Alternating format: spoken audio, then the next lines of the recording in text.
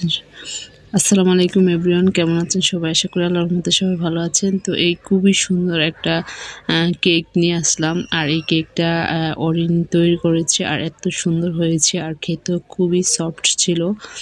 তো ও কেকটা বানানোর পর আমি, সুইটি, ওরা সবাই একসঙ্গে যাব ওদের বাসায়, তারপরে খাবো। তো সুইটি যে কোনো অসুস্থতার কারণে যেতে পারে নাই। তো তারপরে আমি আমার হাজব্যান্ডকে নিয়ে গিয়েছিলাম। তো এখানে ভাবির বাসায় এই যে আব্দুর রহমান খেলাধুলা করতেছে, সে ভাবুল ফোলাচ্ছে, খুবই এনজয় করতেছিল।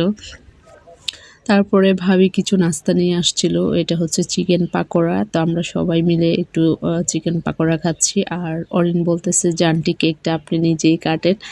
তারপরে কেটে এক পিস একটু খেয়ে নিচ্ছি, আর আমার হাজব্যান্ডও খেয়ে বলতেছে মাশাল্লাহ, অরিন এত সুন্দর করে কেক বানাতে পারে। যদিও অরিন অনেক ছোট, ক্লাস 7 থেকে 8-এ উঠেছে নিজের হাতে, তারপরও খুব সুন্দর করে ডেকোরেশন করেছে কেকটা। আর এদিক দিয়ে তো আব্দুর রহমান খেলাধুলা করতেছিল।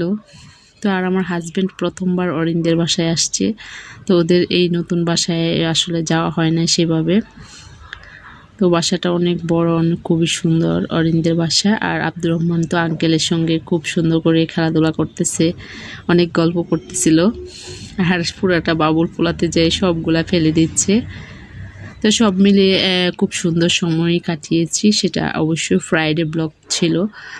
আর আব্দুর রহমান এখানে গাড়ি চালাচ্ছিল, ওর গাড়ি চালানো দেখে আমার খুবই ভালো লাগছে, ও খুব মজা করতেছিল। তো আমি ওকে ডেকে আনছি যে বাবা আসো, কেক খাওয়াই দিয়ে আন্টি। তারপরে এইভাবে কেকটা আমি ওকে খাইয়ে দিয়েছি। তো আসলে কেকটা অনেক বড় পিস ছিল, যার জন্য